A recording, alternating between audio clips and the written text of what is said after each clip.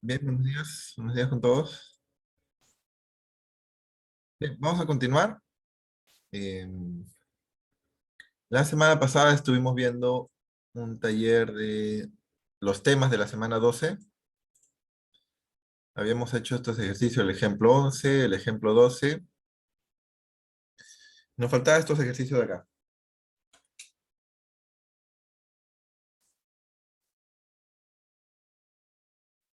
Recuerda que la semana pasada estábamos viendo circuitos y este ejemplo 13 es un ejemplo de circuitos, ¿no?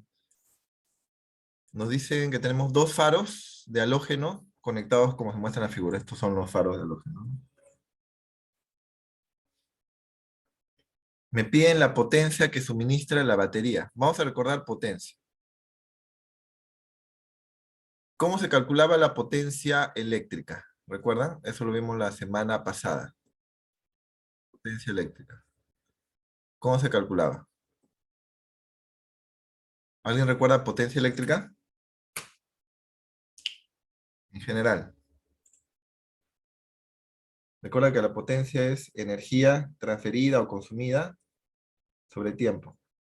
Y eso se mide en watt, que es joule sobre segundo. Pero ¿cuál es la fórmula general para la potencia eléctrica?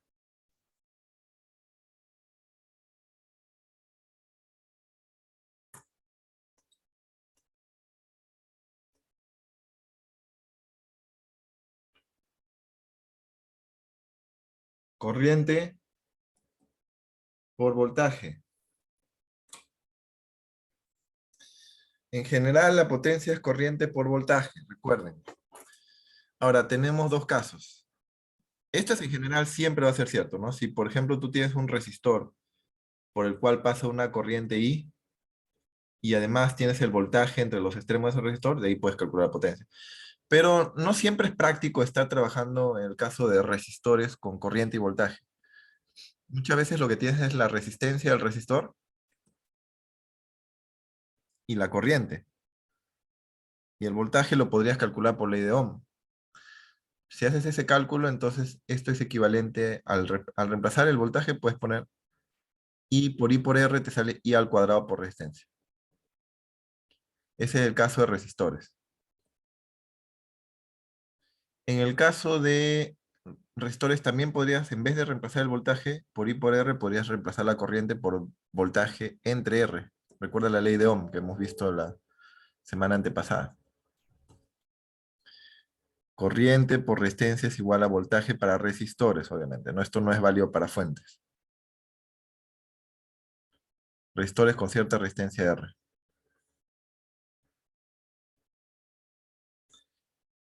Sí, para resistores entonces tienes esta fórmula de potencia.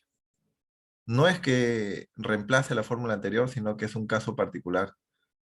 Siempre la potencia es ser corriente por voltaje. Solo que además puedes ponerlo como corriente al cuadrado por resistencia en el caso de resistores. Y en el caso de fuentes de voltaje, o sea, este es para resistores, para fuentes de voltaje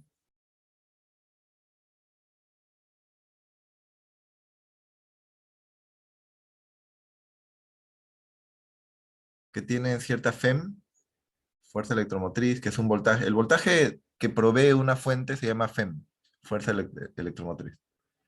En ese caso, no vas a poder aplicar esta fórmula de aquí, ¿no? Porque la FEM de por sí idealmente no tiene resistencia.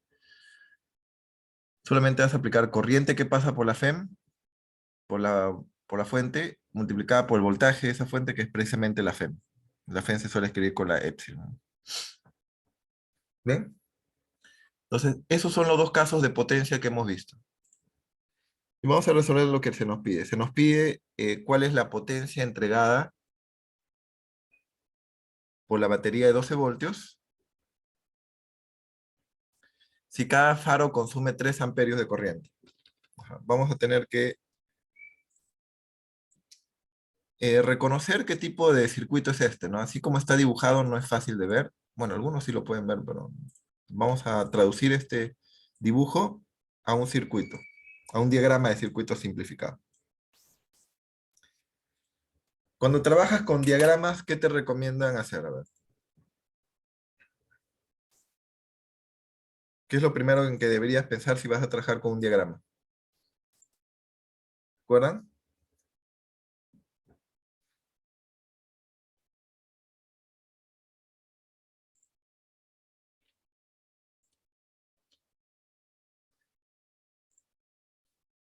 ¿Qué se hace con un diagrama?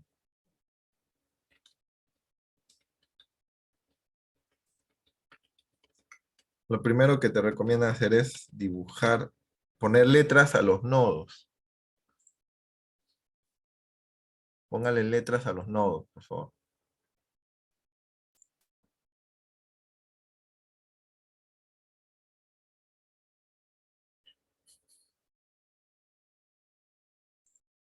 Entonces, en este dibujo vamos a ponerle letras al nodo. Primero recuerda que un nodo es toda una porción de un cable mientras no hay interrupción. Hasta acá esto lo vamos a llamar nodo A. Pero no solamente se queda ahí. Este cable sigue sin interrupción ramificado por aquí. Por si acaso, esto se supone que no se cruzan, ¿ya? Si se cruzaran habría un punto. Sigue siendo el mismo nodo por aquí abajo. Todo el color verde es el nodo A.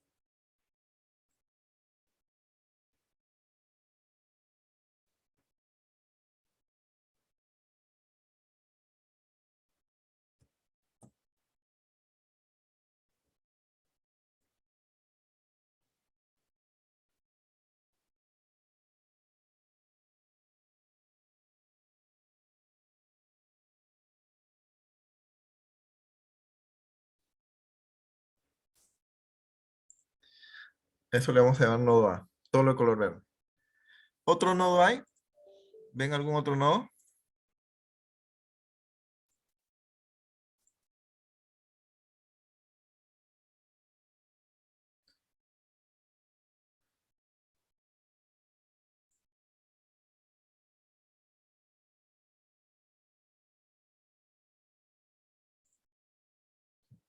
Así es. Ajá. Vamos a ver.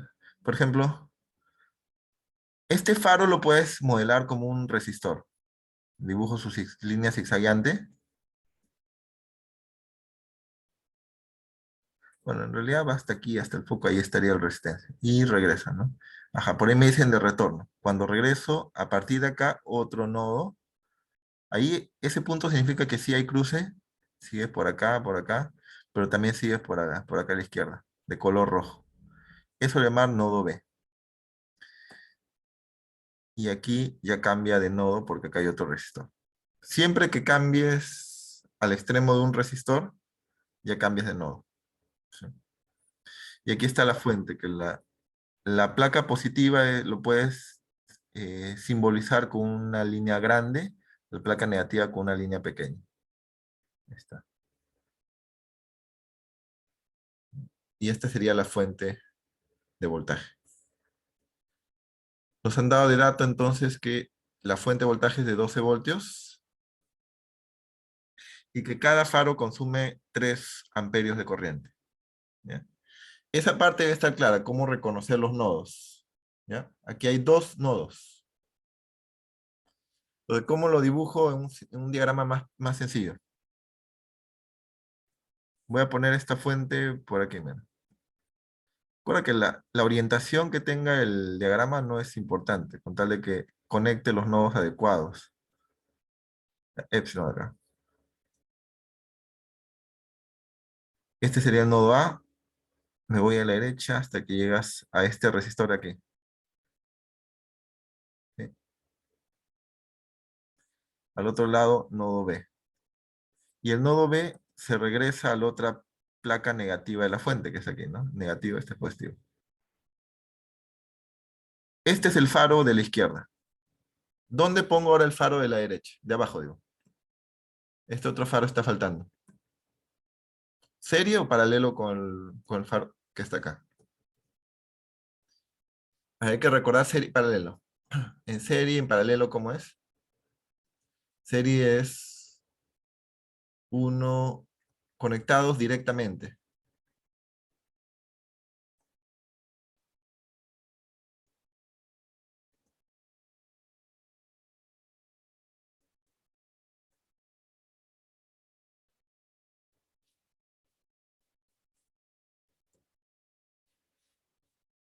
Sí. Como te das cuenta, entre los extremos de este faro de resistencia R están los nodos A y B.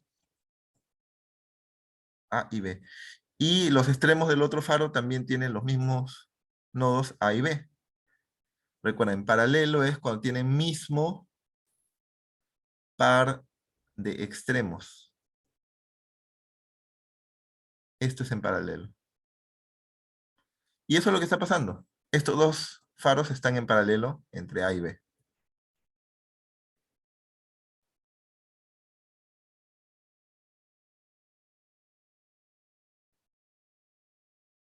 ¿Sí? Estamos entre A y B entonces en paralelo. Este es el diagrama más simple que hay, ¿no? ¿Qué nos dan de dato? Que la corriente 1 vale I, la corriente 2 también vale I. Cada uno con la misma corriente I que vale 3 amperios. Por lo tanto, ¿cuánto es la corriente que pasa, o sea, que pasa por la fuente? ¿Cuánto crees que sería la corriente que pasa por la fuente?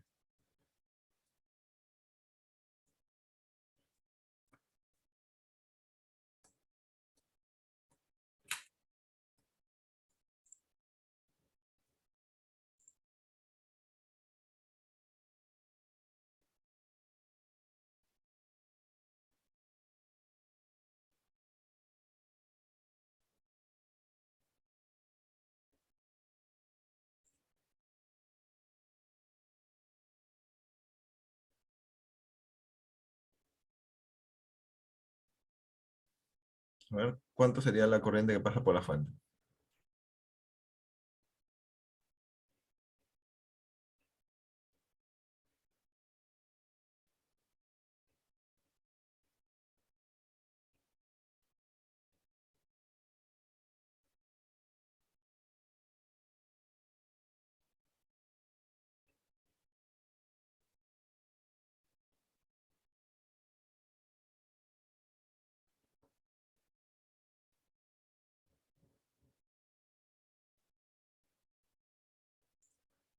A ver, si están pasando 3 amperios por cada uno de los resistores, ¿de dónde vienen cada uno de los tres?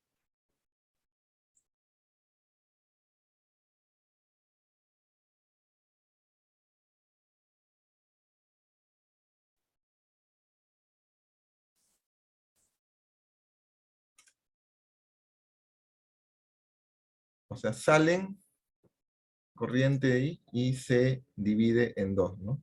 I e I. Por lo tanto, ahí puedes concluir algo. En estos puntos A, lo que sale es igual a lo que... No, este es lo que está entrando, ¿no? Está entrando aquí, entra a A. Es lo mismo que se reparte a cada uno de ellos, pues, ¿no? En esta ramificación en A. I más I. Esto es lo que sale. Primera regla de Kirchhoff. Entonces ya tienes la corriente que pasa por la fuente. La fuente entrega 2I, que serían 3 más 3, 6 amperios, que se reparten 3 y 3 a los otros lados, ¿no? Eso debería ser claro. La corriente entonces que pasa por esta fuente sería 2I, que es 6 amperios. Listo. Entonces la potencia que pasa por la fuente, ¿qué fórmula aplicamos para calcular la potencia que pasa por la fuente? Que entrega la fuente.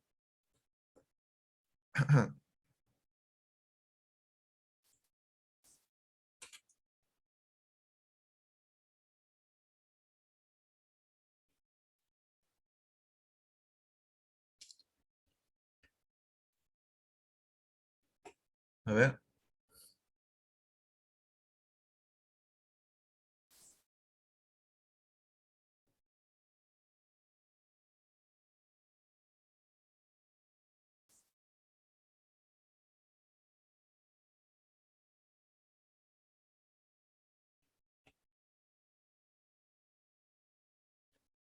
La potencia se calcula corriente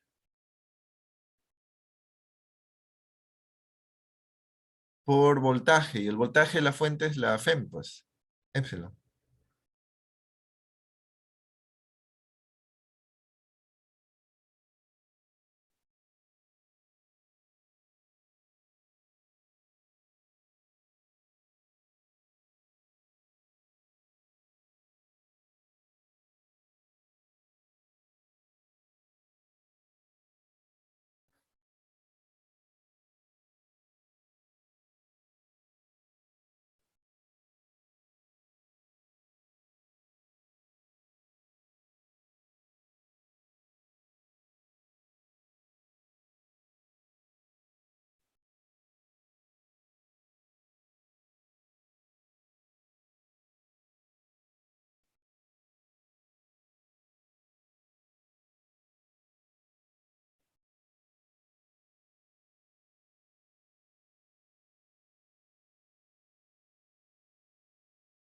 ¿De cuánto sale la potencia?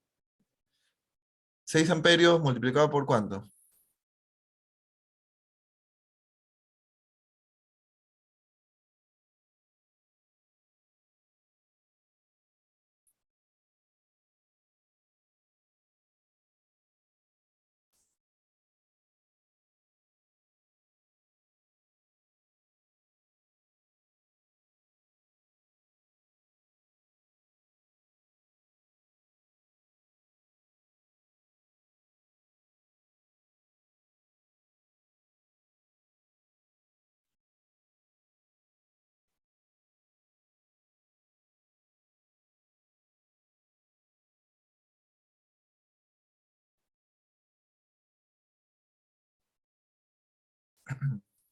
Sí, por 12.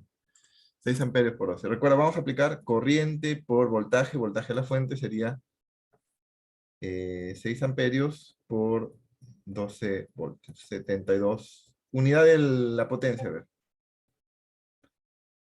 La potencia es energía entre tiempo. Joule entre segundo, eso equivale a watt. Sí, con la letra, digo, la letra mayúscula W. Ya está. Esto nos ha servido para recordar cómo se diagrama un circuito. En la vida real tendrías, por ejemplo, un circuito así, pero puedes representarlo por un diagrama más simple, teniendo en cuenta los nodos, ¿ya? Serie y paralelo también. ¿Hasta ahí una duda, pregunta?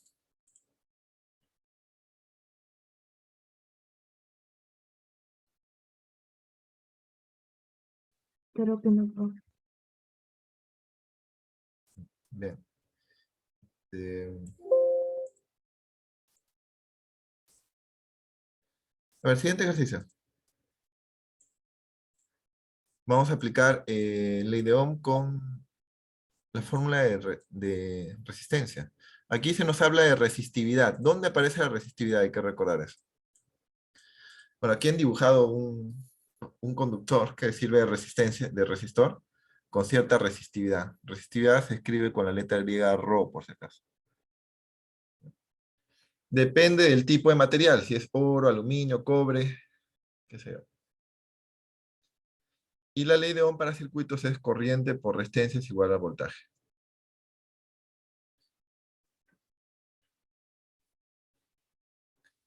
Cuando ustedes vean una bolita como esta de acá, indicando un V, que es de potencial, esto es un medidor de voltaje, o sea, voltímetro. Los voltímetros están fabricados para no interferir con el circuito, o sea que puedes retirarlo del circuito y analizar más simplemente. No sería un circuito bien simple con una FEM, el voltaje de la batería, y solamente un resistor, que es este cilindro que han dibujado. Así es el circuito. Ya no le pongo el voltímetro porque se supone que no interfiere. Lo único que hacen al dibujar el circuito es indicar entre qué puntos estás midiendo el voltaje.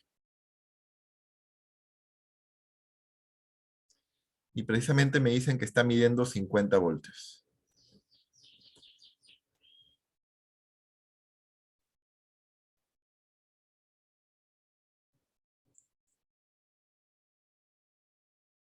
Están viendo 50 voltios.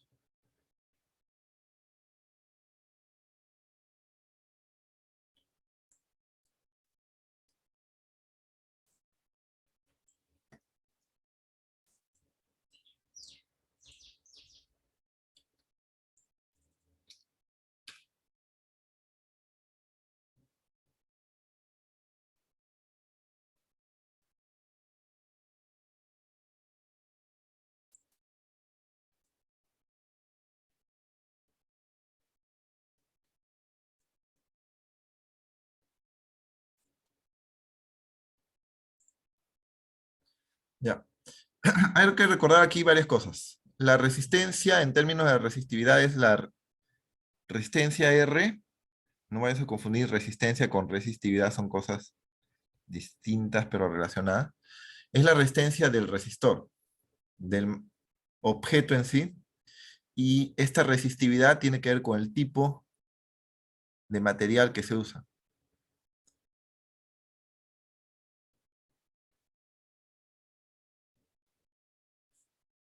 Y la resistencia del resistor también depende de la longitud y depende del área.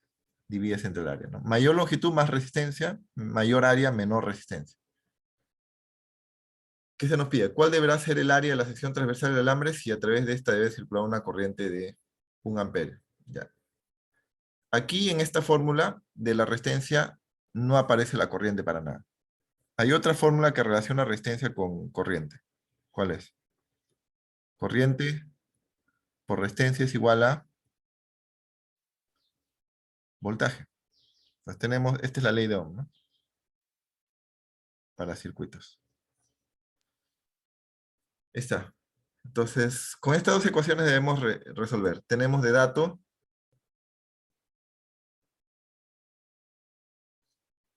la longitud del alambre, 80 metros.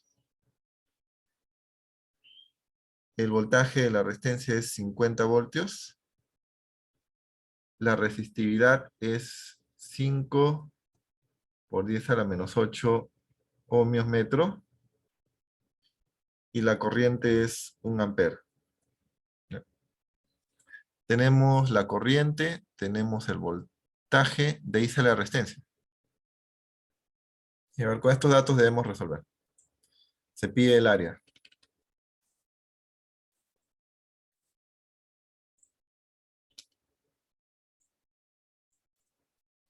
A ver, de aquí sacamos la resistencia, ¿no? Sería el voltaje entre I.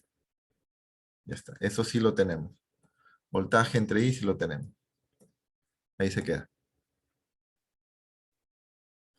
Déjalo como 1.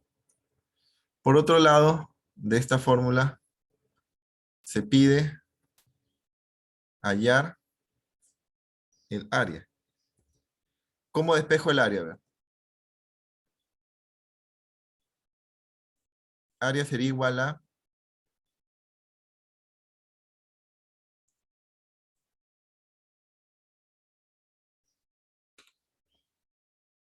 ¿A qué es igual el área? A ver si despejas.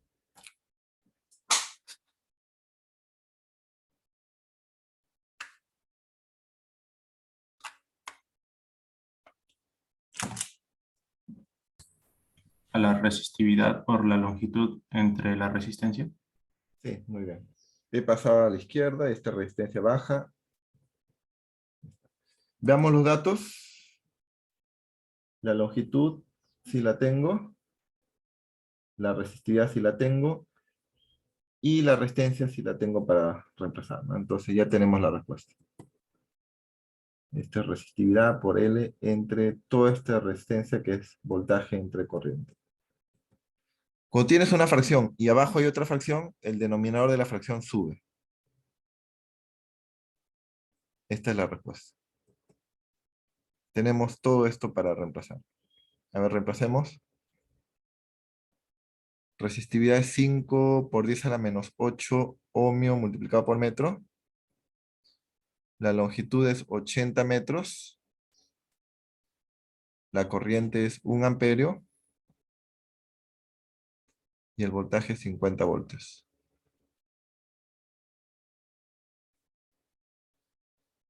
Ya está, ese es el área. ¿Cuánto está saliendo?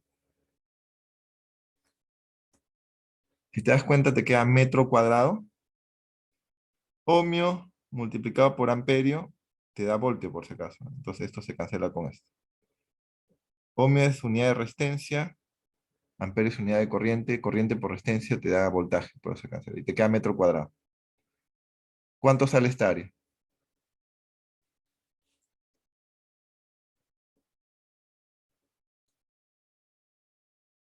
8 por 10 a la menos 8 metros cuadrados. ¿Puedes chequear? Tiene la respuesta. Respuesta simbólica y respuesta numérica. 8.0 por 10 a la menos 8 metros cuadrados. Bien, ya está. Entonces hemos repasado algunas cosas de circuitos. En el ejemplo anterior también las reglas de Kirchhoff. ¿Qué pasa cuando en dos, este es el mismo punto prácticamente, ese punto A, salen dos corrientes, la que entra tiene que ser la suma, la corriente total que se reparte. La fórmula de potencia hemos usado, hemos repasado también la fórmula de resistencia en términos de la resistividad, que es una propiedad del tipo de material. No nos han dicho qué materiales, de frente nos han dado la resistividad. Y la ley de Ohm, ¿no? Bien, ¿has tenido una duda, pregunta para pasar a la siguiente semana?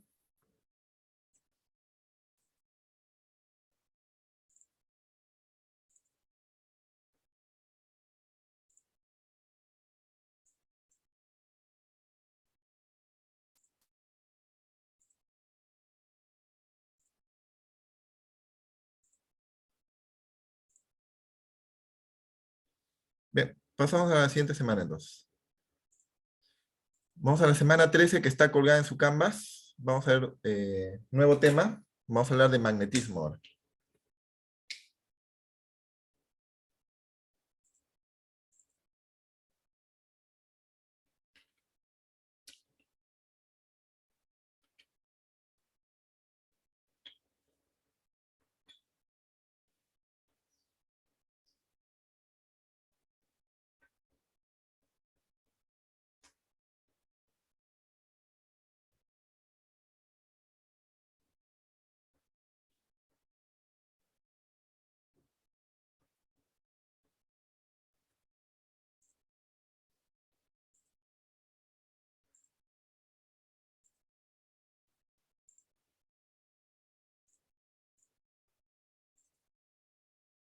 Bien.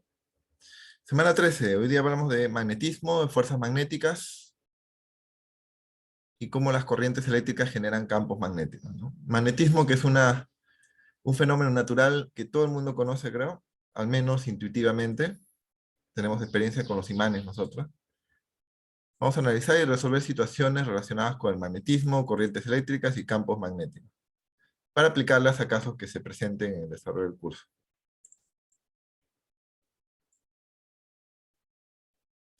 Primero veamos brevemente este pequeño video.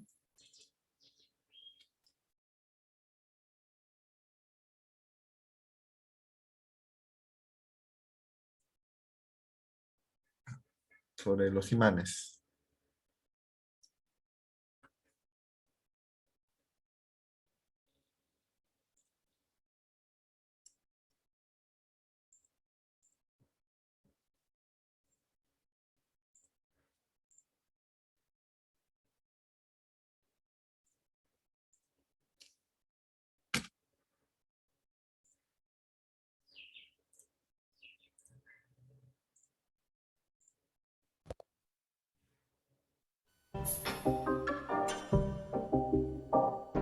A pesar de todo lo que hacen, los imanes son los héroes desconocidos de nuestra época. Bueno, este video es de media hora, no creo que podamos verlo todo.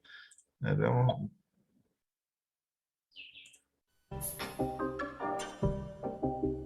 Iniciado. Bueno, aquí tiene un video de media hora sobre los imanes, ¿no? Un poco de historia también, porque este es sacado del antiguo History Channel, donde así daban historia. Cómo tiene sus aplicaciones. Sería bueno que lo veas en tu casa, media hora de información. Permanentes que, una vez magnetizados, mantienen su... Sí. Vamos, creo, de frente a a la teoría.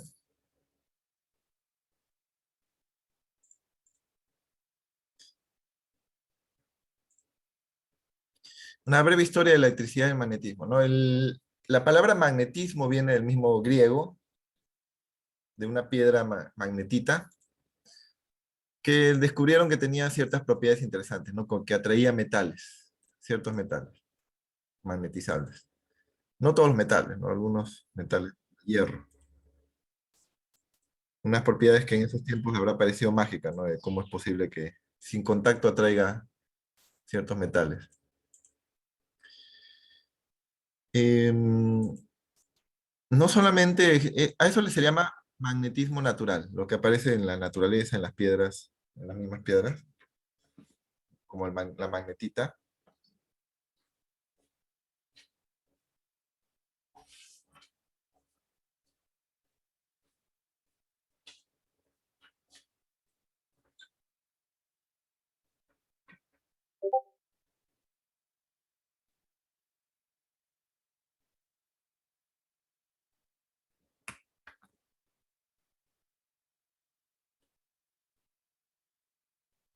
Pero por otro lado, también existe el magnetismo generado por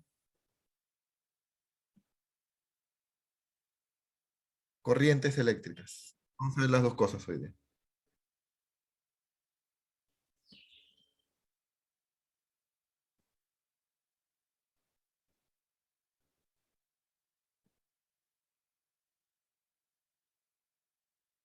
Ahí tienen un código QR donde pueden lograr ver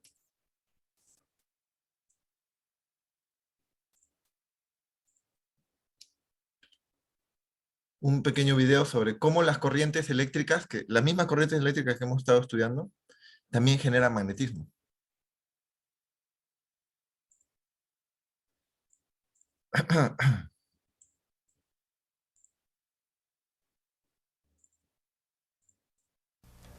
The source of that magnetism was betrayed years ago, more Aquí está hablando de cuál es la fuente entonces generalmente del magnetismo. than 150 years ago by a fellow by the name of Hans Christian Ørsted.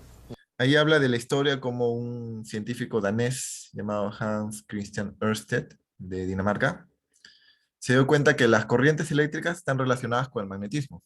He was a professor type teaching, I believe he was in a high school classroom. And he was showing the students that there's no relationship between En ese tiempo, hace como 150 años, más de 150 años, 180, se creía que la electricidad y el magnetismo no tenían nada que ver. Y precisamente este científico danés terminó demostrando lo contrario, que sí están relacionadas. magnetism and electricity. The physics books at that time had electricity as one subject and magnetism as another.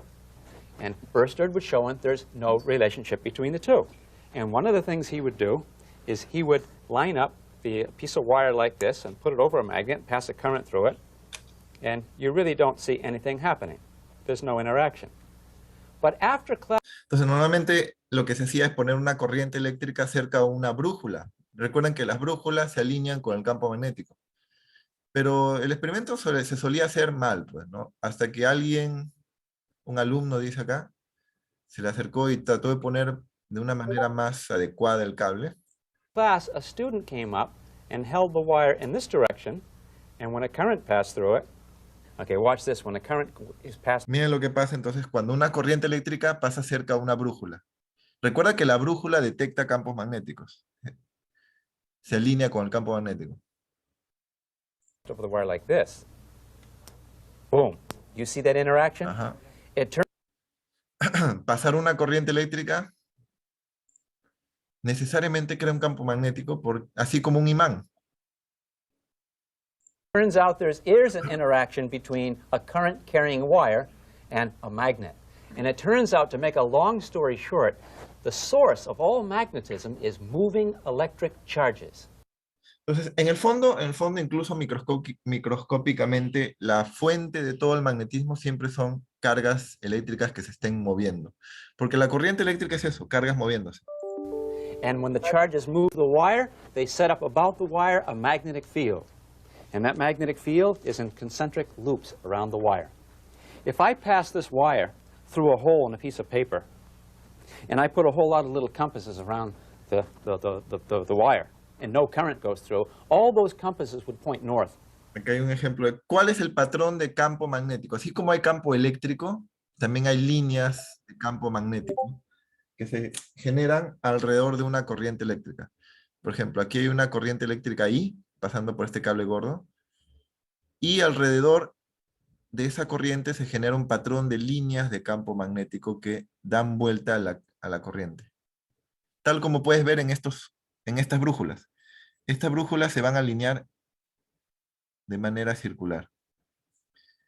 Entonces el campo magnético que se suele escribir con la letra B, así como existe campo eléctrico con la letra E, el campo magnético se escribe con la letra B. No lo confundas con el campo eléctrico, que es con la letra E. Electricidad una cosa, magnetismo la otra, pero sí están relacionadas.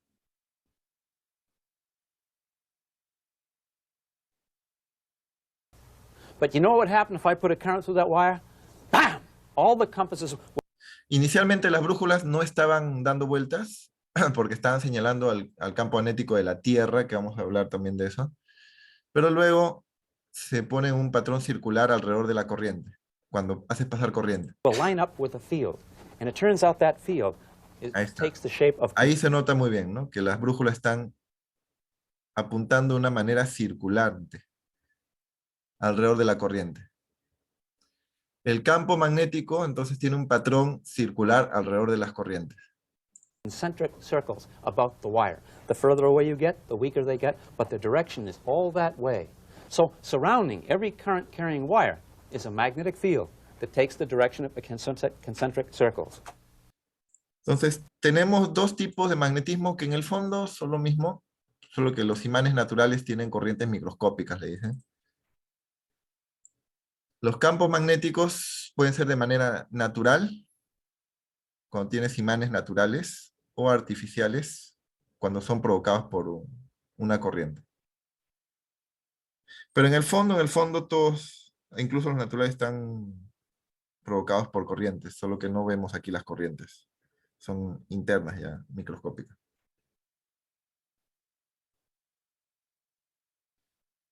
Entonces vamos a hablar hoy día de magnetismo. ¿Sí? Ya tenemos una pequeña idea. Los imanes que de manera natural aparecen, ya sabemos para qué nos sirven, ¿no? Aquí tienes algunas aplicaciones para pegar cosas, por ejemplo, cosas metálicas, hasta para juguetes pueden servir. Esta es una piedra, una magnetita, ¿no? Aquí puedes ver pedacitos de metales como el hierro que se pegan a los polos de esta piedra magnética. Y vamos a ver que los imanes, básicamente por el hecho de que tienen un campo magnético, tienen un montón de aplicaciones en muchos dispositivos. Vamos a ver después algunas aplicaciones. Veamos las características básicas de un imán. Los polos magnéticos. Hay dos tipos de polos en un imán, el polo norte y el polo sur. No los confundas con la geografía, no necesariamente tienen que estar alineados. Tú agarras un imán, un lado es norte, un lado es sur. Esos son los dos polos magnéticos que tienen. Y algo parecido a lo que teníamos a la electricidad, ¿no? Los polos son análogos a las cargas eléctricas. Solo que no tiene sentido hablar de polo positivo ni negativo, ¿no? Eso no existe. No existe polo positivo o negativo, lo que existe es polo norte y polo sur, recuerda. Polo norte y polo sur. ¿Ya? Polos iguales se repelen y polos diferentes se atraen. O sea, el polo norte con el polo sur se atrae, el polo norte con el norte se repele. Atracción cuando son polos diferentes y repulsión cuando son polos iguales.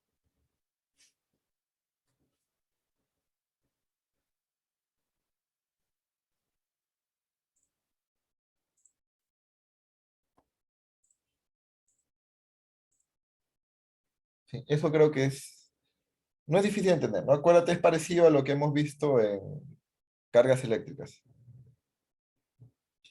Ahora, si estás pensando que es muy, muy parecido a cargas eléctricas, hay una diferencia aquí, sí. Nosotros sabemos que existen cargas eléctricas aisladas. Por ejemplo, un protón tiene carga positiva y nada más que positiva. Un electrón tiene carga negativa y nada más que negativa, y pueden estar separados todo lo que tú quieras. Puedes tener un electrón solito, puedes tener un protón solito. Eso es con cargas eléctricas. Pero en el caso de los polos magnéticos no se pueden aislar. Siempre vas a tener polo norte y polo sur unidos, juntos. Ahora, ¿qué pasa si quieres aislarlo? De repente traes una tijera y vas cortando los polos aquí. Y quieres llevarte un polo norte y un polo sur. No vas a poder. Mira lo que pasa cuando vas cortando. Aquí pueden ver. Mira lo que pasa cuando intentas separar los polos. ¿Qué pasa, mira? Cuando intentas separar los polos? Se crea uno nuevo, como Así, si fuera un imán chiquito. así es. No es posible separarlos porque inmediatamente aparece otro sur, otro norte. Es que la naturaleza no te va a permitir que separes polos norte y polos sur. Si lo cortas, cosa que sí puedes hacer, puedes cortar un imán, inmediato te aparece otro sur para que acompañe al norte y otro norte para que acompañe al sur.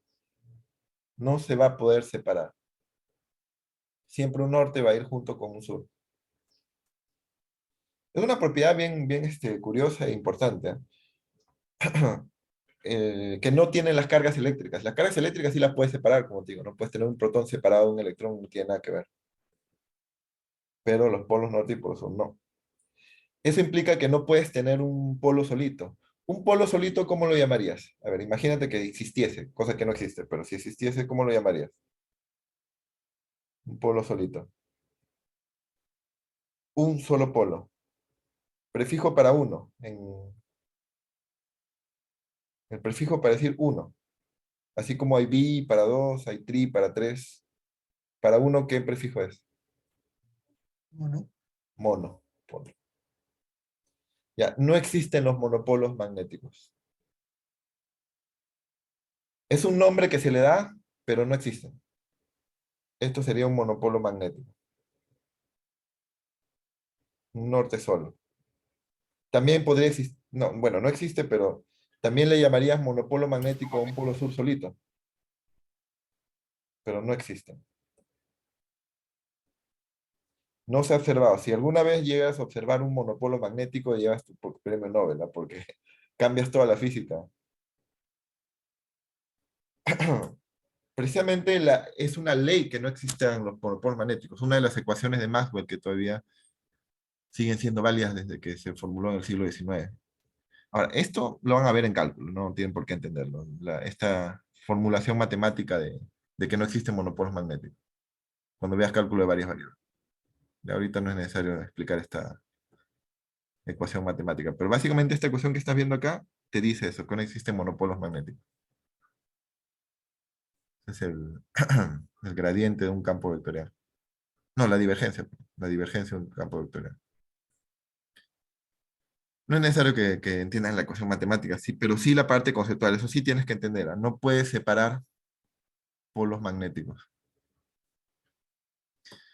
Ahora, en los imanes naturales aparece la idea de dominios magnéticos. No, perdón, imanes naturales no, en materiales naturales, no necesariamente imanes, por ejemplo, el hierro.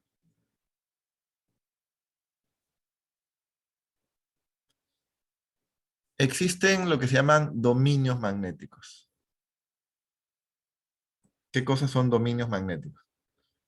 Son pedacitos microscópicos, por ejemplo, este es un dominio magnético. Esta región, un pedacito del material. Acá hay otro dominio magnético. No tienen por qué ser todos de la misma forma, pueden ser de distintas formas. Ya depende de cada objeto. Que funcionan como pequeños imanes atómicos. Por eso aquí lo están representando como flechitas, como si fuesen, cada uno genera su propio campo magnético. Cada dominio tiene su propia alineación.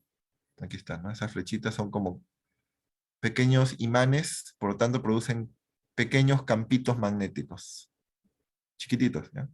Pero lo malo es que están orientados al azar al inicio. Así es, por ejemplo, el hierro. Agarras un pedazo de hierro, tiene dominios magnéticos. Son aleatorios, están orientados al azar, por todos lados. Pero ¿qué pasa cuando se aplica un campo magnético externo? Cuando me refiero a un campo magnético externo es que, por ejemplo, vengas y le apliques un imán de herradura, por ejemplo, con su norte por aquí y un sur por acá. Es un imán de herradura. Siempre el campo magnético externo sale del polo norte y entra al polo sur. Si tú haces eso,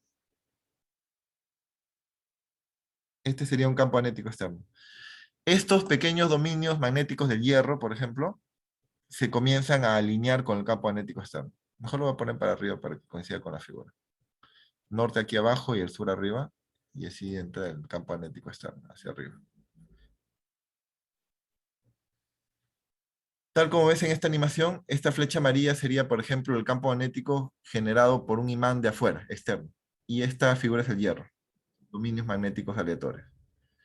Cuando tú le aplicas un campo magnético externo, estos dominios todos se van alineando con el externo, apoyando al campo magnético externo. ¿Viste cómo se voltearon, no? Se alinean para seguir la dirección del campo magnético externo.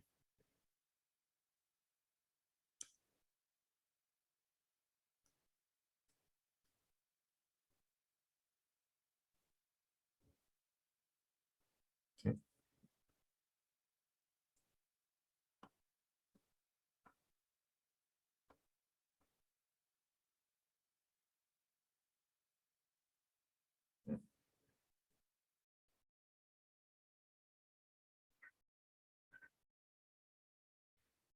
Bien.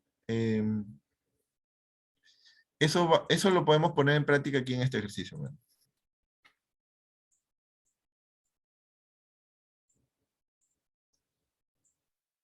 Vamos a entender cómo funciona la atracción entre un imán y un pedazo de hierro.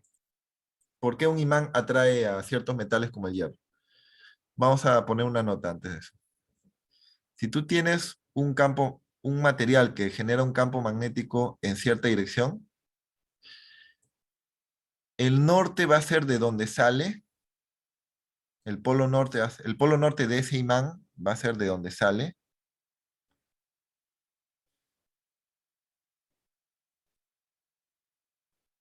y el polo sur va a ser de donde entra.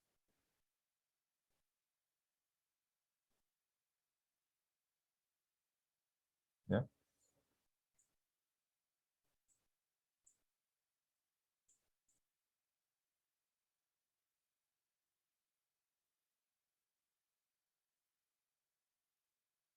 Las líneas de campo magnético. Sale del norte y entra al sur. Siempre tiene que ser así, ¿ya? No hay excepciones. Pues así puedes ubicar los polos y dibujar las líneas de campo. Entonces, si colocamos un imán, colocamos un pedazo de hierro, aquí está el hierro a la derecha, cerca al polo, del polo norte un imán, aquí lo han puesto al revés. Voy a cambiarle. Ah, no, pero ese es el segundo caso. Voy a copiar y pegar.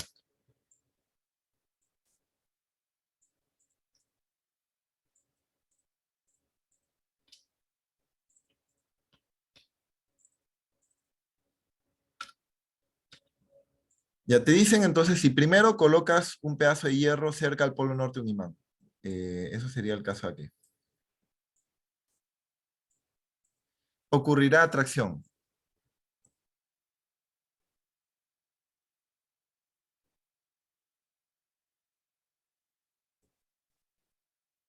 Eso es lo que tenemos aquí. ¿Por qué también ocurrirá atracción si colocas el mismo hierro cerca del polo sur del imán. Recuerda que el hierro no es un imán, pero tiene sus dominios magnéticos.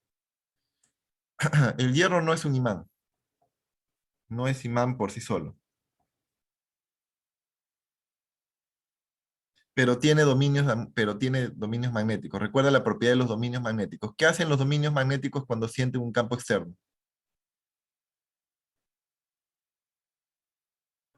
¿Qué hacía un dominio cuando siente un campo externo?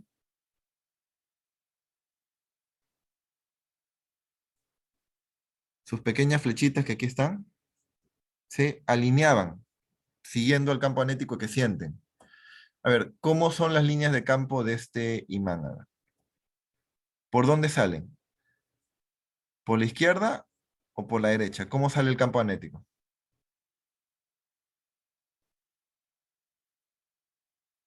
¿Por dónde salen las líneas de campo magnético B?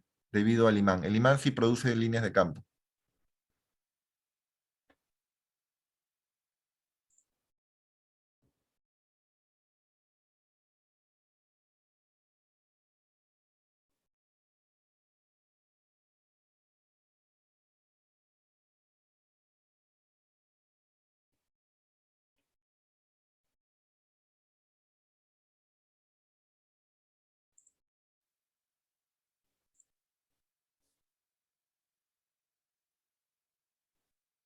Recuerda, siempre salen del polo norte, entonces aquí va a salir líneas de campo magnético así.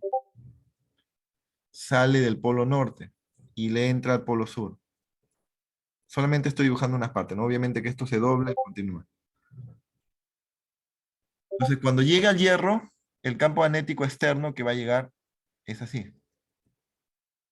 Le digo externo porque es generado por este imán que es externo al hierro, ¿no? ¿Cómo se van a alinear entonces las líneas de campo magnético debido a los dominios? Serían flechitas alineadas. Este es el campo magnético del hierro. Cuando siente un campo magnético, el hierro se magnetiza y funciona ahora sí como un imán.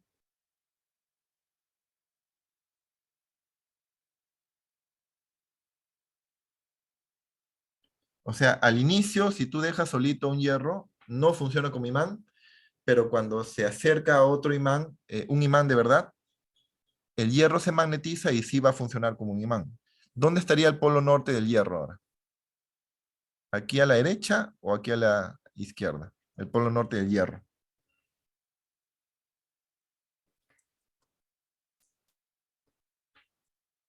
A ver, ¿dónde estaría el polo norte del hierro?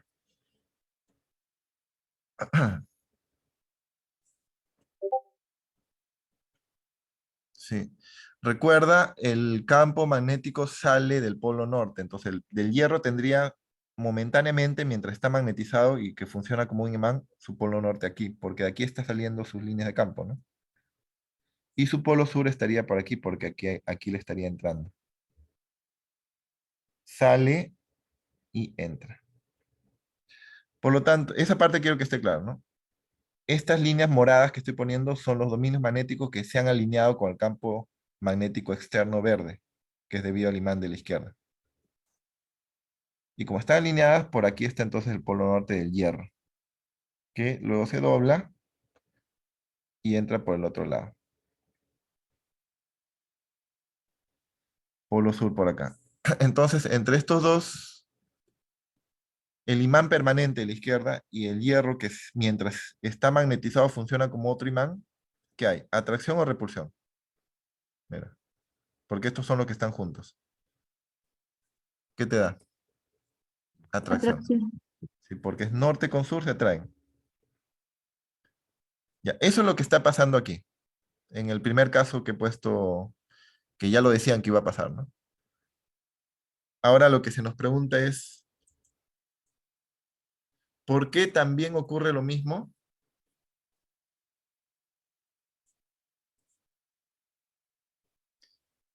¿Por qué también hay atracción en este otro caso?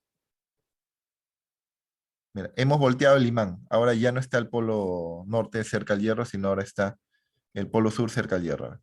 ¿Cómo justificarías? A ver, tienes que hacer el mismo procedimiento. ¿En qué dirección está el campo magnético generado por el imán permanente natural?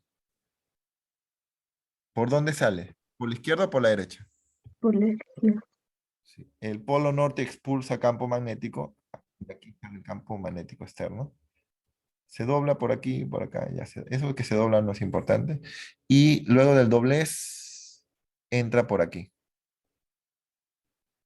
Entra y entra, ¿no?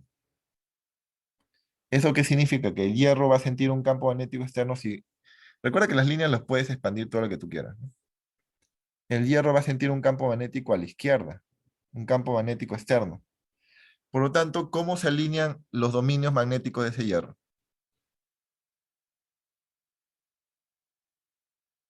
También a la izquierda. Estos son los dominios magnéticos del hierro, que originalmente estaban aleatorios, ahora se alinean con el campo magnético externo. ¿Dónde pongo el polo norte del hierro? ¿Izquierda o derecha? A la izquierda. De ahí está saliendo el campo magnético del hierro. ¿Sí? Y aquí entra el campo magnético del hierro. Entonces, analiza de nuevo. Entre este sur y este norte, ¿qué hay? De nuevo hay atracción, ¿no?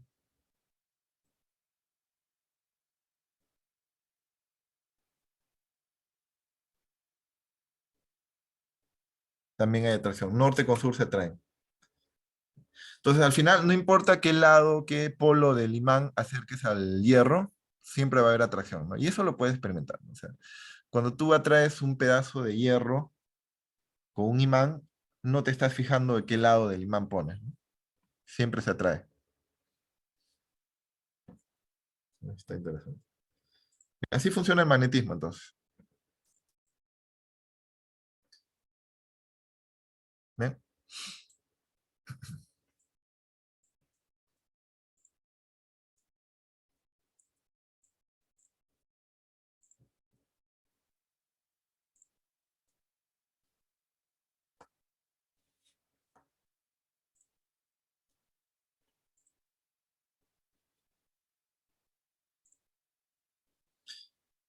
Bien, hemos aprendido entonces cómo dibujar las líneas de campo magnético, cómo aplicar la idea de atracción de polos.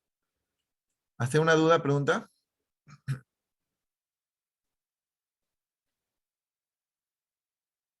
Todo bien, profesor. Bien.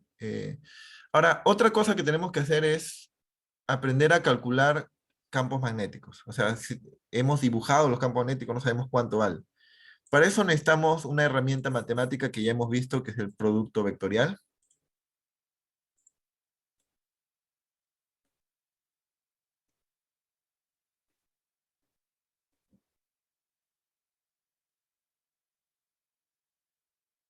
La idea del producto vectorial es agarrar dos vectores, por ejemplo, un vector A cualquiera con otro vector B cualquiera. El aspa indica el producto vectorial. Ten en cuenta que el aspa no es por gusto, porque también existe producto escalar con un punto que no hemos visto, pero no puedes poner simplemente A y punto B como si fuese lo mismo que el aspa. El punto no es lo mismo que el aspa en producto vectorial, ¿ya? Tampoco puedes poner dos vectores así solitos sin nada. Tienes que indicar qué tipo de producto es. Se llama producto vectorial. Se escribe siempre con un aspa. El resultado del producto vectorial es un tercer vector que va perpendicular a los dos originales. Los dos originales pueden formar cualquier ángulo, 60, 1 grado, todo lo que tú quieras. Incluso formar 0 grados, que es cuando son paralelos y en el mismo sentido. Pero el resultado tiene que salir perpendicular. Por la regla de la mano derecha puedes saber en qué sentido va la perpendicular, ¿no? Por ejemplo,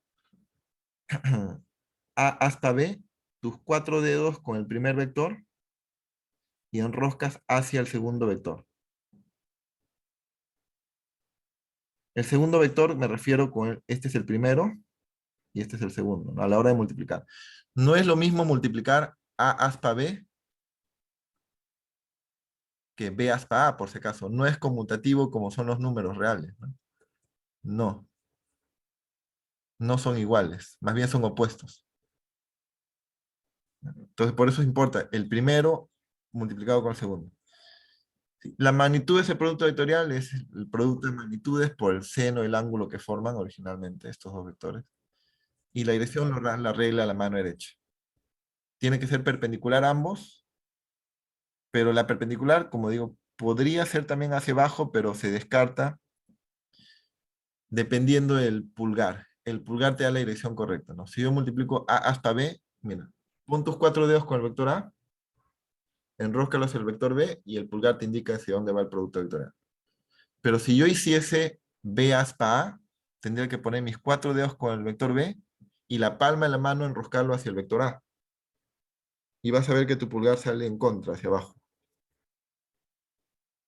Por eso es que importa en qué orden estás multiplicando. Hay algunos productos vectoriales importantes, por ejemplo, el I aspa J te da K, el J aspa K te da I.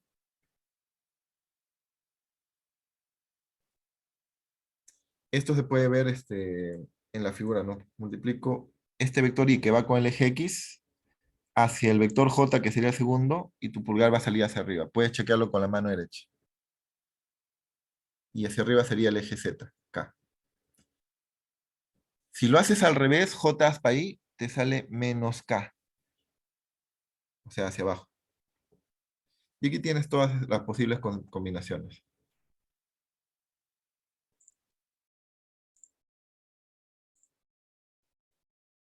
Eso es útil para hacer algunos productos vectoriales de frente sin estar usando ya la regla mano derecha. Lo vamos a ver en un ejemplo. Ya, esto es un repaso de producto vectorial. Ya lo habíamos visto antes para torques. ¿Por qué necesitamos recordar el producto vectorial? Mira, con eso se calcula el campo magnético debido a una carga moviéndose. Habíamos visto al inicio de esta sesión que las cargas eléctricas cuando se mueven generan campo magnético alrededor del movimiento de la carga, ¿no? Por ejemplo, una corriente sería un montón de estas cargas moviéndose en cierta dirección. Aquí se puede ver una animación de cómo son las líneas de campo magnético debido a una carga moviéndose. En particular, en un punto, lo calculas con este producto vectorial mu sub 0. Mu sub 0 se llama permeabilidad magnética del vacío. Mu sub 0 es 4pi por 10 a la menos 7, esta unidad Tesla, que es la unidad de campo magnético, metro en amperios.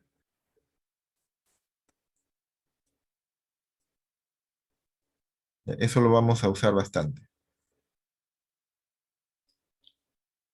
La carga eléctrica consigue.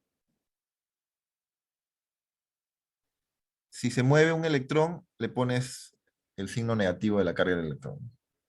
Vector velocidad, producto vectorial con el R, y el R va desde la carga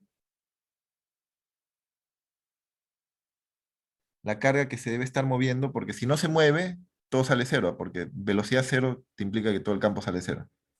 Tiene que estar moviéndose hacia el punto donde quiero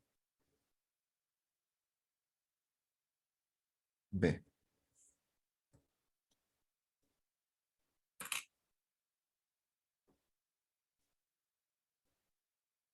Por ejemplo, quiero en ese punto B calcular el vector campo magnético, que es un vector con el cual puedes hacer luego, calcular los efectos que puede tener alguna otra carga cuando pase por ese punto. Quiero ahorita calcular el campo magnético. Tendría que aplicar esta fórmula. El R es importante, es un vector que va desde la carga hacia el punto donde me interesa el campo magnético. El mu sub 0 es una constante, 4pi por 10 al menos 7 Tesla metro en ampere. Y este R de abajo, que está al cubo, es el módulo de ese R. Vamos a aplicar esta fórmula en un ejemplo aquí, para que quede claro. Ahí está la fórmula que vamos a aplicar.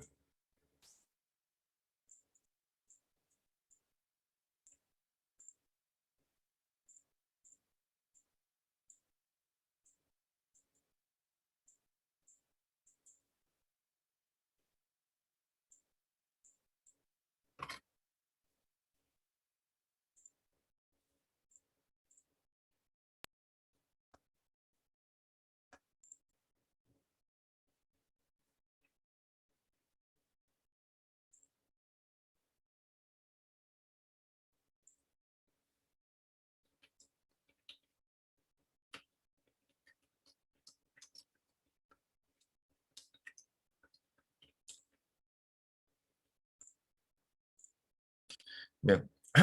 Ya, la carga Q es protón. Vamos a ver los datos que tenemos.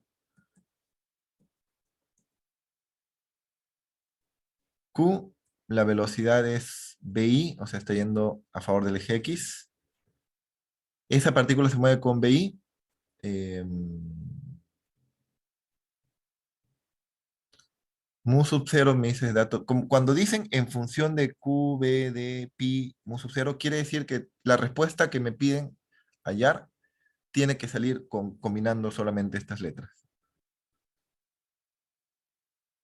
La instancia D. Con eso puedo armar el R. A ver, ¿cómo sería el R? ¿Hacia abajo o hacia arriba? El R. ¿Cómo sería el vector R? ¿Vertical hacia arriba o vertical hacia abajo? Recuerda cómo va el R. ¿Desde dónde a dónde?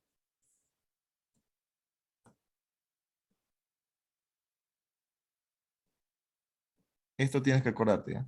El R. Entonces, este vector R, ¿hacia dónde va? ¿Arriba a favor de Y o abajo en contra de Y?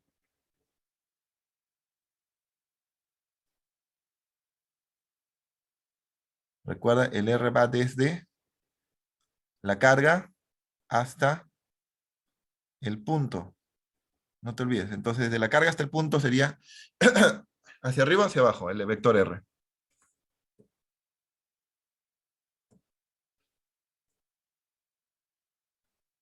Sería hacia arriba, sí. Y si va hacia arriba, eso implica que es R, bueno, perdón, D, vale D justamente, con J positivo que va a favor del eje Y. ¿Ya está? Y con eso ya puedo calcular. Se pide el campo magnético del punto P, que es mu sub 0, la carga Q, el vector velocidad que es BI, B con vector unitario I, ese es el vector velocidad que está acá. Producto vectorial, producto aspa, con el vector R que está, según lo que hemos visto, es DJ.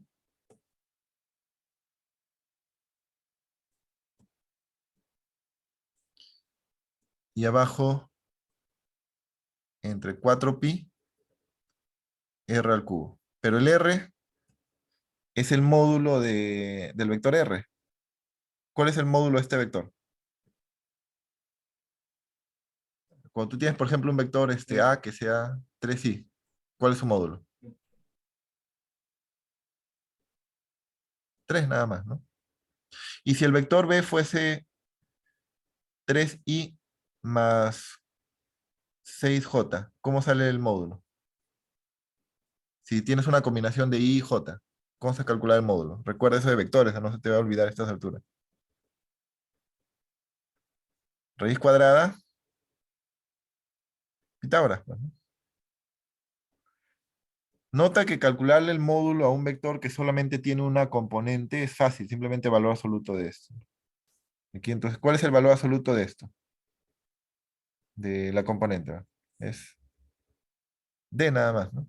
Entonces aquí viene d al cubo, aquí abajo. D. Ya está. Ya tenemos todo. Hay que ejecutar el producto vectorial nada más. Todo lo que no sea vector, puedes ponerlo a un costado. Solamente al producto vectorial le importan los vectores. Este es producto vectorial, ¿ya? Al producto vectorial solo le importan los vectores, no le importan los escalares, los números. Y los únicos vectores que hay aquí al reemplazar es el i y el j. El resto no son vectores. El v no es vector. El v solito no es vector, pero el i sí es vector. El j también es vector.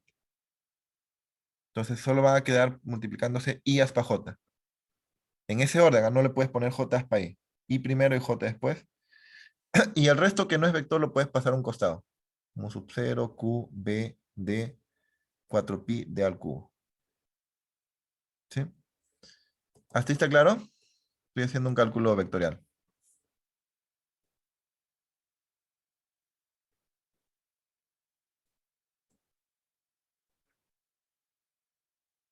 ¿Qué puedo hacer ahora? Cancelo un d, con este d al cubo me queda d al cuadrado, ¿no? El d que estaba arriba se cancela con uno de los tres de abajo y te quedan d al cuadrado. ¿Qué cosa es i aspa j? A ver, ¿qué cosa es i aspa j? I aspa j es k. Yo te puedo recomendar que lo recuerdes así, mira. I, J, K, I, J, K. Ya no vas a ir a L, pues no hay. Después de K ya no hay L. Regresas ahí, ¿no? Entonces, si vas en orden alfabético, a la hora de hacer el producto, te sale el tercero, pero positivo. Si por ahí haces un producto, por ejemplo, I aspa K, estarías yendo en contra del orden alfabético y tendrías que poner el tercero, pero negativo. Aquí sí va en orden alfabético, después de ahí sigue la J, por eso te sale el tercero K. Entonces sale K positivo. Ya está. Si hubiese sido J aspa I, hubiese salido menos K, ¿ya? Y esa es la respuesta. Este es el vector campo magnético en el punto P. ¿Cómo lo dibujas? Como está en el eje, como está con K, significa que está en el eje Z.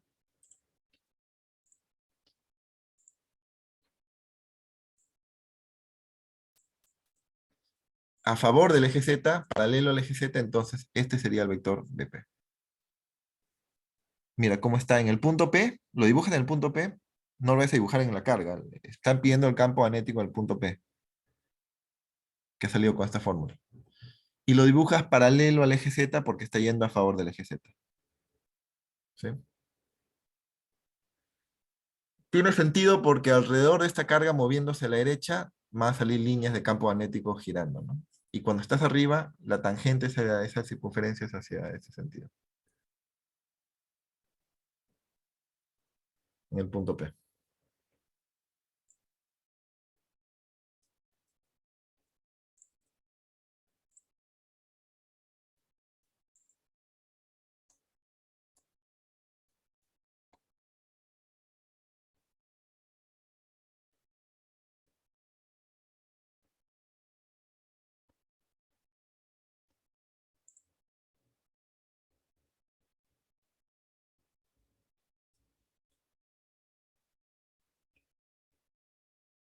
¿Sí? ¿Has tenido una duda, pregunta?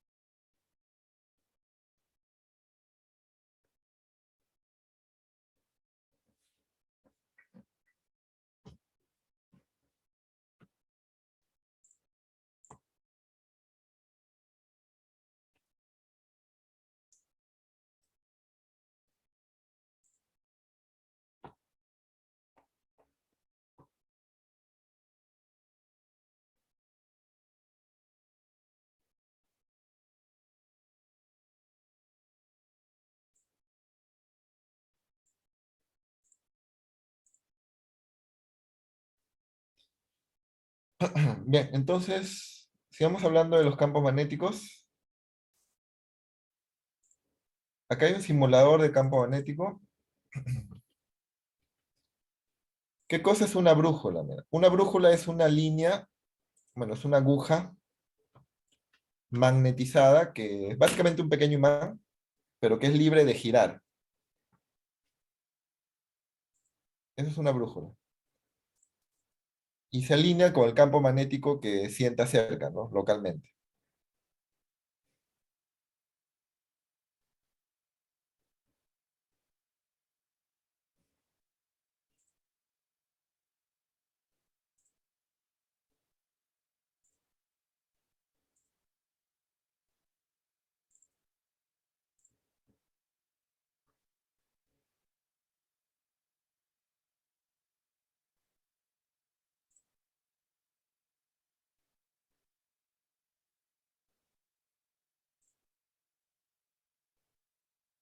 Vamos a ver una simulación.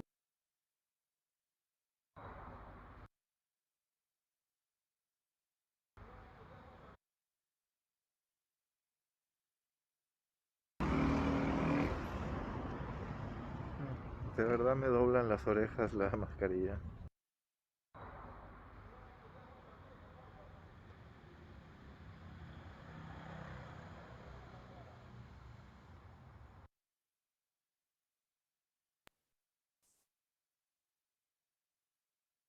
Ahora, no carga todavía. Ah, ya cargó. Bien, entonces, ustedes también tienen el enlace se fue. Ya está. En su diapositiva, ¿no? Mira cómo actúa una brújula. Ahí le estoy mandando en el chat también. ¿Qué puedes decir de la brújula? La brújula es lo que estoy moviendo. Ustedes también deben haber visto una brújula en vida real, ¿no? Tiene una agujita. ¿Qué hace una brújula? ¿Para qué se inventó la brújula? Que es básicamente una aguja imantada que puede girar. ¿Qué está haciendo la brújula, mira, mientras lo mueves por todos lados? Eh, Está siendo atraída por por el norte. Sí, sí, sí, del polo norte. Vamos a poner aquí. En la brújula hay un color celeste. ¿Qué crees que sería el polo? ¿Qué polo sería de esa brújula? Este color celeste. De la brújula en sí, ¿sería polo norte o polo sur? Polo sur. Este celeste de la brújula es su polo sur, que es, como puedes ver, es atraído por el polo norte de este imán. Eso está bien, es correcto. Pero ahora quisiera que piensen en las líneas de campo magnético. Bueno, los campos magnéticos que hay alrededor del imán. Salen del polo norte y se van curvando para que entre luego por el polo sur. Si a cada uno de estos vectorcitos de campo magnético, tú lo ves como pequeños imancitos invisibles en el espacio, lo que estás haciendo entonces es darte cuenta que hay un patrón de líneas de campo magnético, las cuales la brújula estaría siguiendo. Ahí me ha salido mal la línea, pero más o menos así. ¿No? Todas esos pequeños campitos magnéticos que hay en el espacio son generados por este imán. Y la brújula lo que hace es alinearse con el campo magnético que esté ahí. Y si te das cuenta, si sigues las direcciones se forman líneas. Ese concepto es el de la línea de campo magnético.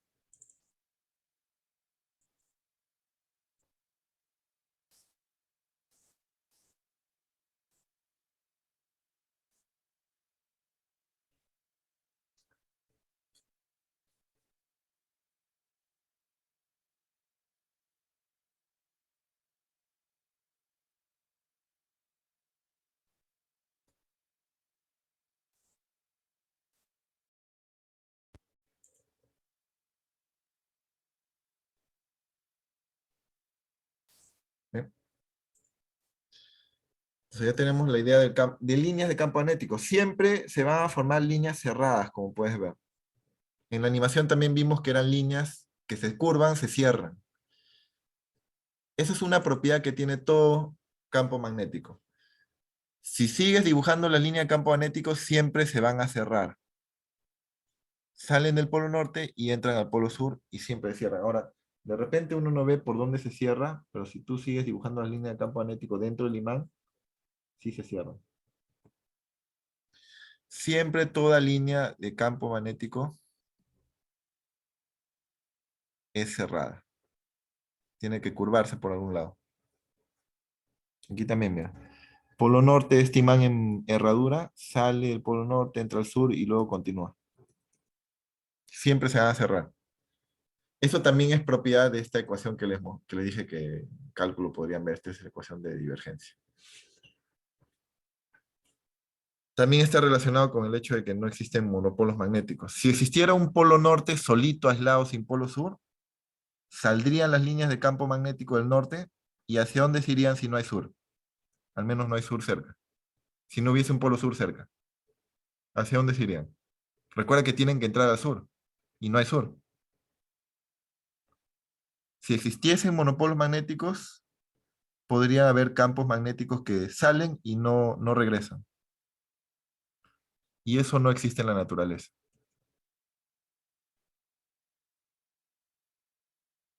No existe esto.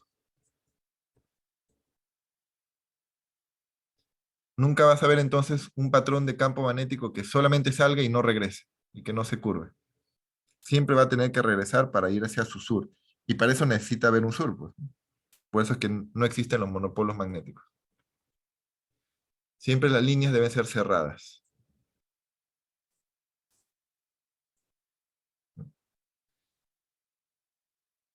Bien, ahora, ¿en qué sentido va a ir? Ya sabemos que son líneas cerradas.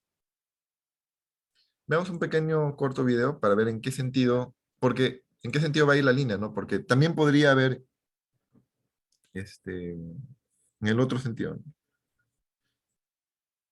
Pero veámoslo cuando tenemos corrientes.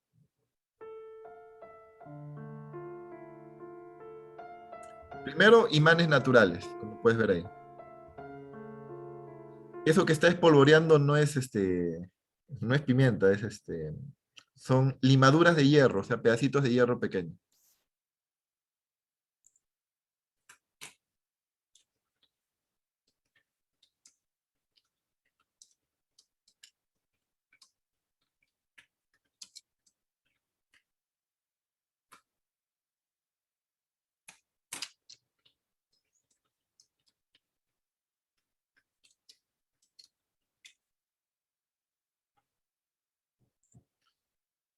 Las limaduras de hierro magnético, también las corrientes. Esto es lo nuevo que vamos a ver.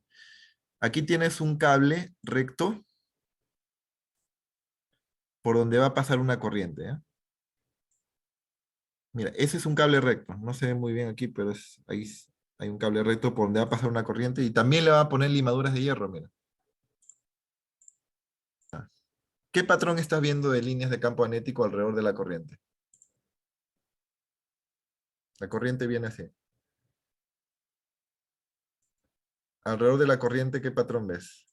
Esta es la corriente y ahora el campo magnético. Espiralado.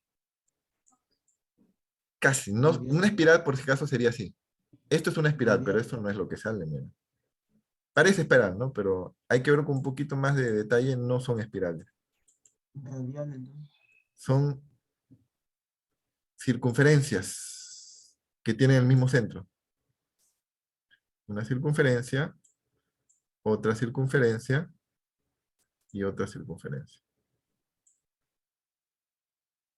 Circunferenciales. Esa es la respuesta. Casi parecen espiras, ¿no? Pero uno hay que verlo con más cuidado, no son espiras. Casi espirales. O sea, la respuesta es que tienes un patrón en forma de circunferencia. Quiere decir que si tú tienes una corriente, corriente I,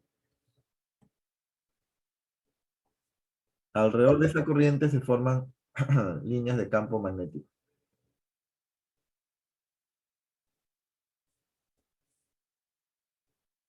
En forma circular.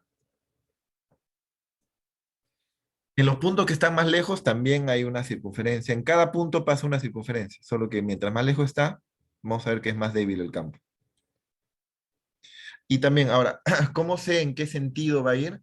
Eso te lo da la regla de la mano derecha. La regla de la mano derecha te lo va a dar el sentido, porque también puedes haber dibujado la circunferencia en el otro sentido opuesto. Para saber en qué sentido va, regla de la mano derecha. Regla de la mano derecha, vamos a ver la regla de la mano derecha. Regla de la mano derecha quiere decir que pones tu pulgar con la corriente y tus 4 dedos se enroscan indicando el sentido de las líneas de campo magnético. Ya, esa es la regla de la mano derecha.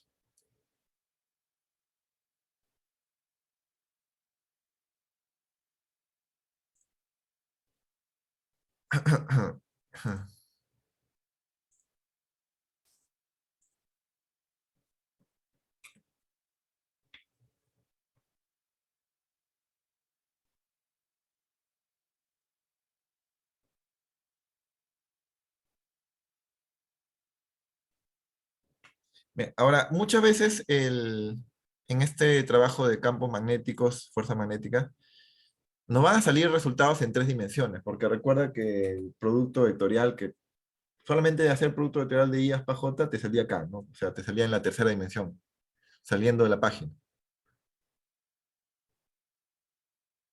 Como es muy común que salga en 3 dimensiones muchos de estos ejercicios,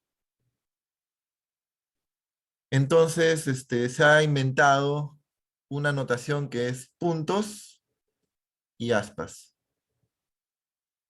Los puntos significan que estás indicando un vector fuera de la página. Y las aspas significan hacia adentro.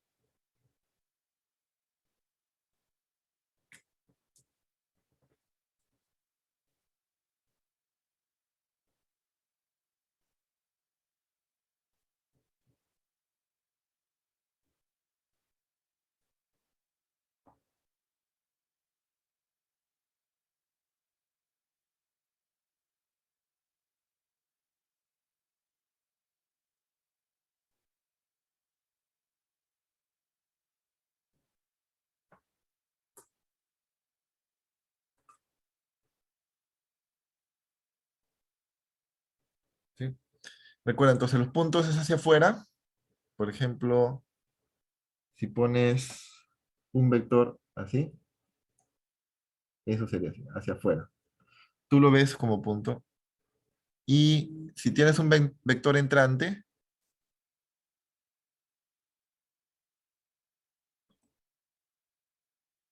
ese sería el de acá, hacia adentro.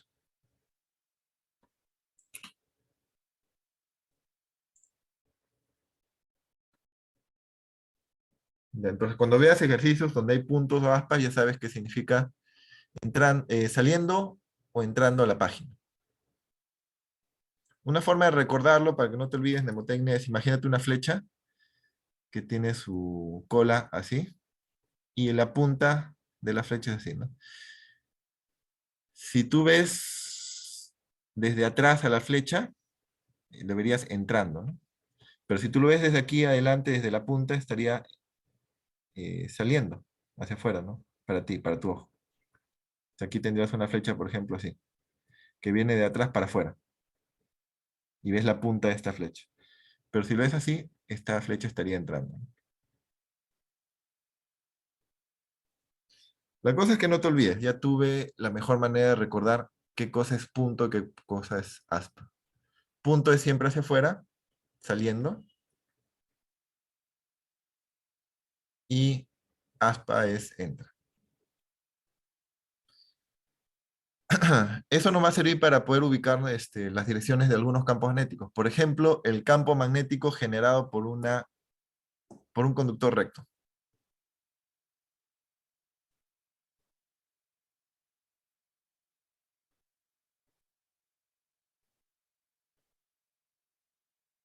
El campo magnético generado por un conductor recto, por ejemplo, un conductor que mide cierta longitud y lleva una corriente de izquierda a derecha. Para poder calcular el campo magnético, la magnitud te lo da esta fórmula. Mu sub 0 es lo de antes. ¿Cuánto valía mu sub 0? Que era la permeabilidad magnética al vacío. ¿Cuánto valía? La permeabilidad magnética.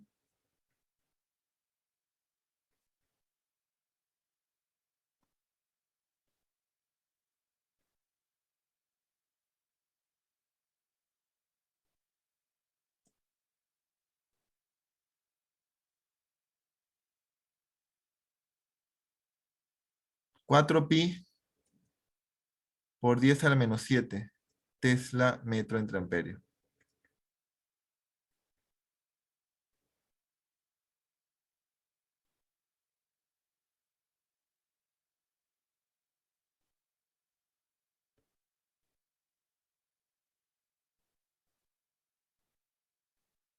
¿Ya?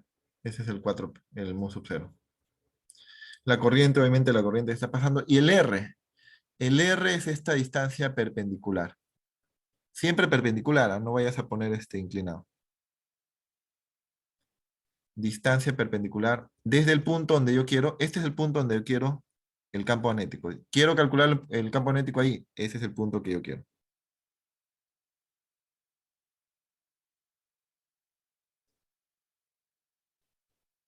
Puedo tener otro punto y calcular el campo magnético ahí. Ese sí, ya tendría que dibujar, hacer otro dibujo. Y otro R de repente. Esto es una distancia perpendicular.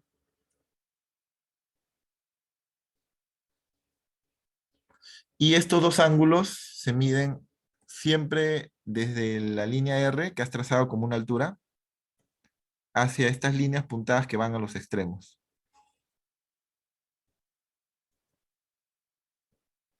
Extremo.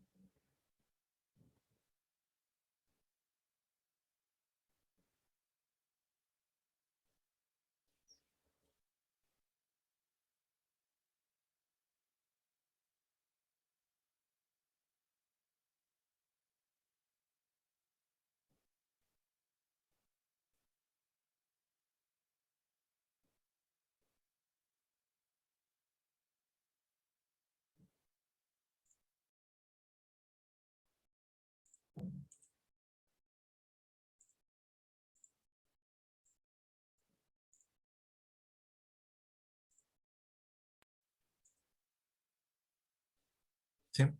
Esta es la forma para el campo magnético en ese conductor recto. Y la regla de la mano derecha. Ya habíamos hablado de que los conductores rectos generan líneas de campo magnético circulares.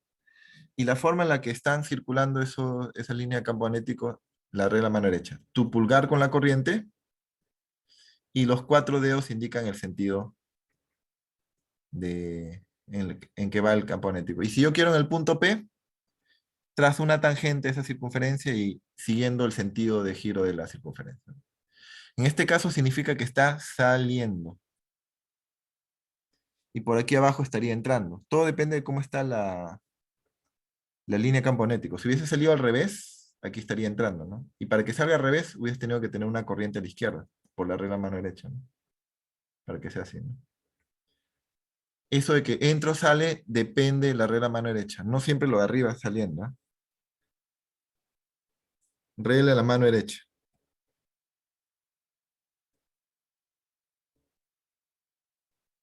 ¿No? Esta fórmula lo vamos a ver en los ejemplos más adelante, pero vamos a aplicarlo de todas maneras a un caso especial, que se utiliza bastante en los problemas también. ¿Qué pasa si el alambre es muy largo por ambos lados? O sea, infinitamente largo, se va al infinito. Bueno, en la vida real nunca nada es infinito, ¿no? Pero que sea muy largo nada más. ¿Qué pasaría con esta línea punteada si se va muy lejos? Cada vez que se va yendo más lejos. Esta línea punteada, recuerda que va hacia el extremo. Y el extremo se va muy lejos. ¿Qué pasa con este ángulo? ¿A dónde tiende? A ser 90 grados. Y el otro ángulo también. Si el extremo se va muy lejos cada vez, este ángulo también tiende a ser 90 grados, ¿no? Y reemplazas en la fórmula anterior. La fórmula anterior tenía la suma de los dos senos. Seno de 90 grados más seno de 90 grados es 1 más 1, que sale 2. 2 con este 4 se cancela y te queda abajo un 2. Esta es la magnitud del campo magnético generado por un alambre muy largo. Y la dirección lo pones por la regla de mano derecha. Esa regla de mano derecha, practícalo. Hay videos, aquí está por ejemplo, mira. Tu pulgar con la corriente y puedes ver que por arriba están las líneas saliendo, ¿no? Sale de la página y por abajo entra la circunferencia. Y usando la notación que habíamos mencionado antes, sale significa punto, entra significa aspa. Aspa.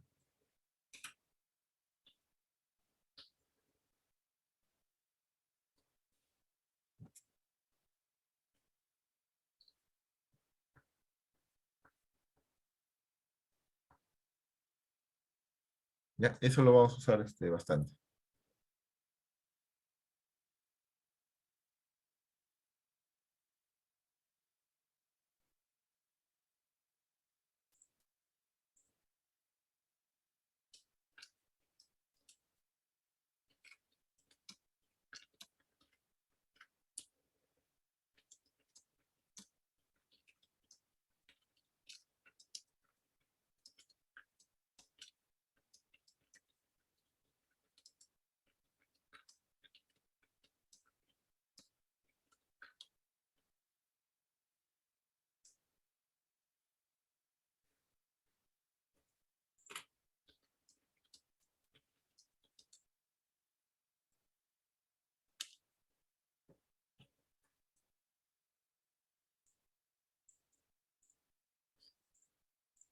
Bien, vamos a aplicar entonces eso en los ejercicios. Recuerda, esta es la fórmula bastante conocida. Mu sub 0 por I entre 2pi por la distancia R. Por ejemplo, si quiero en este punto,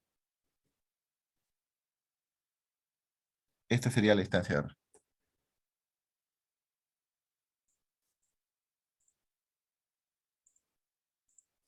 Veamos entonces unas aplicaciones. Lo último que tenemos que ver es el campo magnético de la Tierra. Quisiera que ustedes vean en su casa este video. Es un video sobre cómo se simula el campo magnético de una esfera que está girando.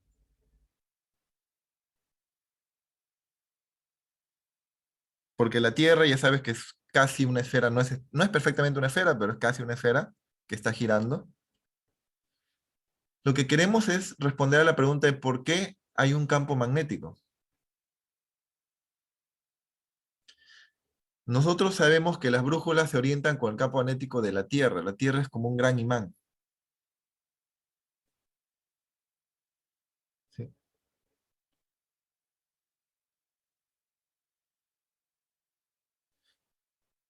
Si ustedes ven el video, van a verificar que todas estas respuestas son correctas. Quisiera que vean ese breve video de unos cuantos minutos y verificar que todas estas son correctas. Vamos a terminar de hablar la próxima clase sobre el campo magnético de la Tierra. Ven el video. Entonces, para terminar, de todas maneras lo vamos a retomar la próxima clase. Recuerda, la Tierra, el planeta Tierra es como un gran imán que produce un campo magnético también. Y es por eso que las brújulas funcionan, ¿no? Tú pones una brújula y su norte de la brújula señala, y acá hay algo curioso. El polo sur magnético de la Tierra está donde está el polo norte geográfico de la geografía. Nosotros sabemos que el hemisferio norte, donde está Estados Unidos, Canadá o Europa, ese es el polo norte geográfico. Pero curiosamente, el polo sur magnético de la Tierra, magnético de donde entran las líneas de campo, está cerca al polo norte geográfico. Es lo contrario, ¿no? Y el polo norte magnético donde salen las líneas de campo está cerca al polo sur geográfico. No exactamente igual, hay una cierta desviación de 10 grados más o menos, pero están cerca. ¿Sí? Eso lo vemos con más detalle en la próxima clase. Quisiera que vayan viendo ese video, ya en la próxima clase vemos también aplicaciones. Y continuamos en la próxima clase.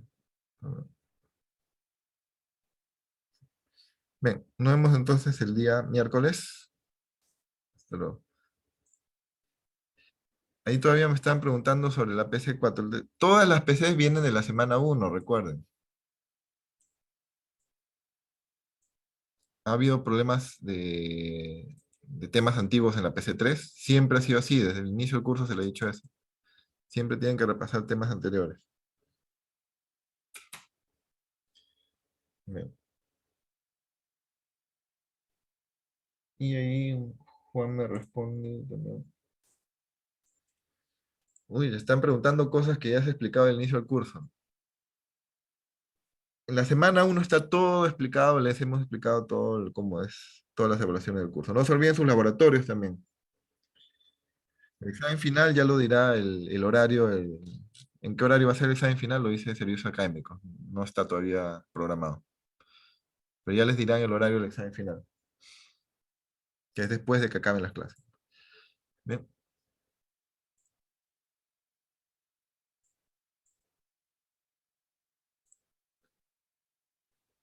A ver, ¿qué más?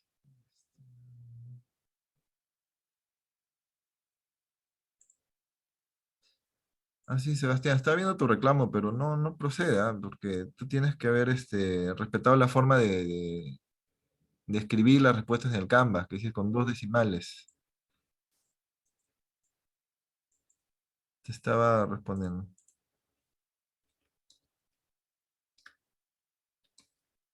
Déjame consultar bien sobre esto. Ya. Voy a chequear bien qué es lo que has hecho. Todavía no he tenido oportunidad de ver qué es lo que has respondido. De ahí te respondo en la tarde. Bien, nos vemos entonces. Hasta luego.